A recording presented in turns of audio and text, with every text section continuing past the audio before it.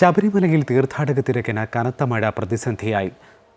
ഫെയ്ഞ്ചൻ ചുഴലിക്കൊടുങ്കാറ്റിനെ തുടർന്ന് ആന്ധ്രയിൽ നിന്നും തമിഴ്നാട്ടിൽ നിന്നുമുള്ള തീർത്ഥാടകരുടെ വരവ് കുറഞ്ഞതോടെ തിരക്കൊഴിഞ്ഞു.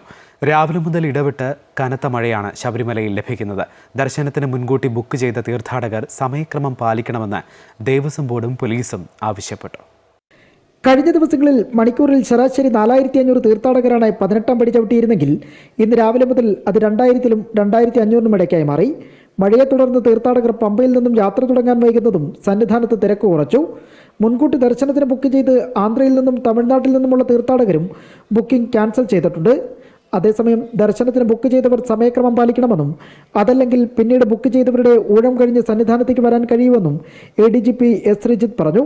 ആൾക്കാർ കൃത്യസമയം പാലിക്കാതെയാണ് പലപ്പോഴും വെർച്വൽ ക്യൂ പാസ് എടുത്തിട്ട് വരുന്നത്.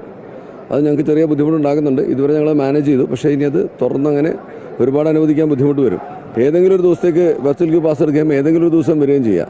അപ്പോൾ അങ്ങനെയുള്ളവർ അഥവാ അങ്ങനെ വരേണ്ടി വന്നാൽ അവർ ഇവിടുത്തെ ഷെഡ്യൂൾഡായിട്ട് വരുന്ന ആൾക്കാരുടെ തിരക്കൊഴിയുന്നവരെ അവർ നിലയ്ക്കൽ കാത്തു നിൽക്കേണ്ടി, നിലയ്ക്കലോ എരുമേലിയിലോ ഒരു വെയിറ്റ് ചെയ്യേണ്ടി വരും. ഫിഞ്ചൻ ചുഴലിക്കാറ്റിനെ തുടർന്ന് വരാൻ കഴിയാത്ത തീർത്ഥാടകർ അടുത്ത ദിവസങ്ങളിൽ വരുമ്പോൾ അത് വലിയ തിരക്കിന് വഴിയൊരുക്കുമെന്നാണ് കണക്കാക്കുന്നത്. ഈ സാഹചര്യങ്ങളും നേരിടാനുള്ള മുന്നൊരുക്കങ്ങൾ ദേവസ്വം ബോർഡ് നടത്തുന്നുണ്ട്. നിർബന്ധമായും സമയക്രമം പാലിക്കണം.